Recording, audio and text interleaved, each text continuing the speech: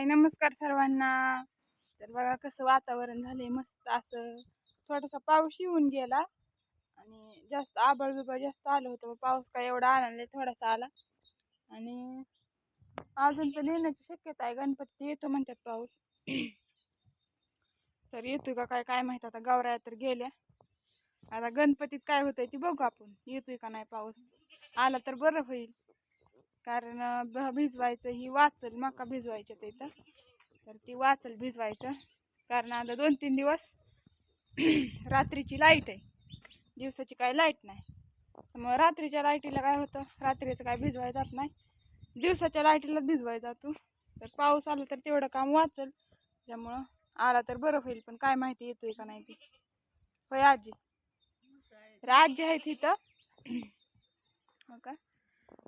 आजींचा पण झाला टायमिंग आता त्यांच्या कामाचा. पण ती थोडा वेळ जेवल्यावर पडतात ना, त्याच्यामुळं जाते ना. आता शेळ्या राखायला जायच्यात इथं आजोबाचं होतंय त्याच्यामुळे थांबल्यात. आम्हाला बी जायचंय की रानात गवत काढायला जायचंय.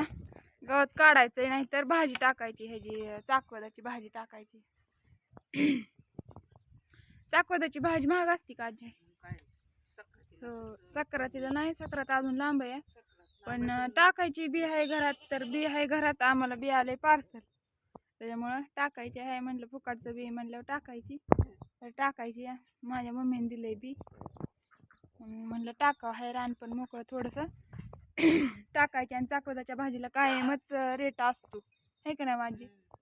कायमच रेट असतो. त्यामुळे म्हणलं हा, आणि खायला पण चांगली लागते. कोण कोण खातं चाकवदाची भाजी त्यांनी कमेंट करा. आणि आता काय रेट चालू आहे ते पण सांगा. आम्ही टाकतोय आता भाजी टाकायची. आता टाकताना तुम्हाला दाखवते व्हिडिओ काढून. तर जायचंय रानात आता. गवत काढायचं. हे येतं तिथे, हे आले की ट्रॅक्टर आणि कल्टिवेटर मारायचा. नंतर ना भाजी टाकायची. भाजी टाकताना दाखवते तुम्हाला. कांद्याचं झालंय सगळं कामाचं. जेव्हा कांदा उगवून येईन तेव्हा कांद्याचं दाखवते तुम्हाला. उगवून आला की परत म्हणजे अजून एकदा पाणी द्यावं लागेल. होय आजी, उगवाय किती दिवस लागतात कांद्याला? होय, किती? 7-8 दिवस. जाऊ द्या, काय लागतील ती लागतील. जेव्हा उगवून येईन तेव्हा तुम्हाला दाखवते. परत दुसरंच पाणी द्यावं लागेल तोपर्यंत उगवून येस. तर मग आंबवणी आंबवणी म्हणतात, आंबवणी द्यावं लागेल. तर दाखवते मग उगवून आल्यावर कांदा तुम्हाला. तर आता सध्या ही काम चाललंय. भाजी टाकायची. भाजी टाकायची झाली की तेवढं गवत काढायचं. तर कालचा गवारीचा व्हिडिओ काढला होता. तर गवार आपली चांगल्या ह्याने गेली, चांगले पैसे झालं गवारीचं. पण 10-12 किलो गवार निघली होती, तेवढ्याचं झालं. हो, महागच. तरी पण थोडीशी निवार होती गवार. कवळी जर असते तर अजून जास्त पैसे झालं असतं. भेंडी होती, भेंडी असं 4-5 किलो. परत गवार होती 10-12 किलो. तर काल सकाळपासून मी तेवढी गवार तेवढं सकाळपासून म्हणजे सकाळपासून नाही, 11:30-12 वाजले होते मला गवार तोडायला जायला. 3 वाजता तोडली तेवढी गवार. मग नेली बाजारला विकायला. तर मस्त आपली गवार विकली आणि पैसे पण छान झाले. तर असं छान वाटतं काम केल्यावर, काहीतरी त्याचं चीज झालं तर बरं वाटतं ना. जरा स्वतःच्या मनाला समाधान वाटतं, हे का नाही माझी? नाही तर नुसतंच कर करायचं आणि जर त्याला रेट नसेल तर काय उपयोग आहे? करायचा ती खर्च करायला लागतोय, मारायची ती औषधं मारायला लागते. टायमाला कुठलं हुकवून जमतंय का? तर असं केलेल्या कष्टाचं जर फळ झालं तर बरं वाटतं जरा. तर झालं, मस्त वाटलं. काल गवार पण छान विकली. रेट घावला चांगला. पाऊस बिऊस काय नव्हता. पाऊस जरी आला असता तरी बाजारात पण राडा होतो, हे का नाही आजी? पाऊस आल्यावर मग एवढं विकत नाही काय नाही. तर मस्तपैकी आणि जर पाऊस जर आला असता तर काल गवार पण तोडायची राहिली असती. कशी तोडली असती पावसात गवार? आणि परवा थोडासा पाऊस आला दुपारपासून. तर तरी पण थोडीच तोडली गवार, नाही तर निम्मी अर्धी मी परवा तोडून ठेवली असती. पाऊस झाला त्यामुळे काही तोडणं झालं नाही. मग कालच जरा थोडासा लोड झाला तोडायला. आणि गवार निबार पण झालेली. 8 दिवसाची ते 8 दिवसाला तोडायची, त्याच्यामुळे निबार होती का आजी? आणि मध्येच तोडायची म्हणलं तर मग काय होतंय, रविवारी आणि गुरुवारीच मंडई जास्त भरती. आणि मग रविवारपर्यंत गुरुवारी तोडली, शुक्रवार शनिवार, मग रविवारी लगेच 2 दिवसात काय गवार येत नाही लगेच.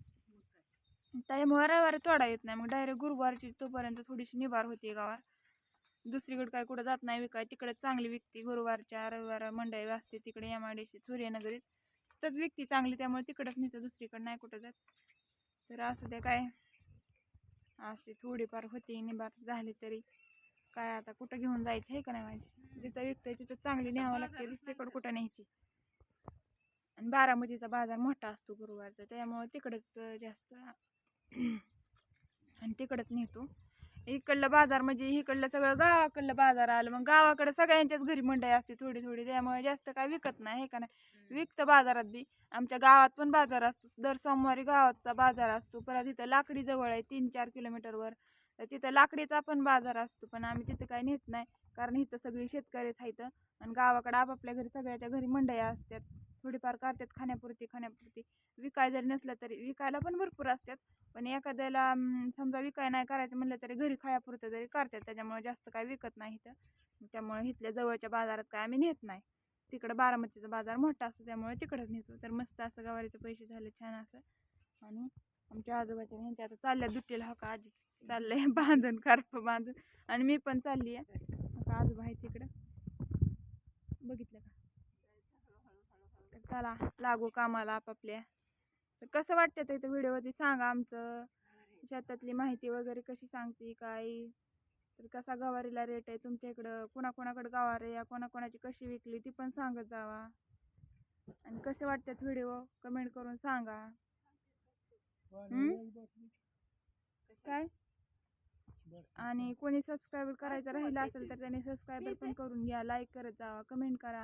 असेच नवीन नवीन व्हिडिओ छानपैकी शेतकऱ्याच्या शेतातील येतील.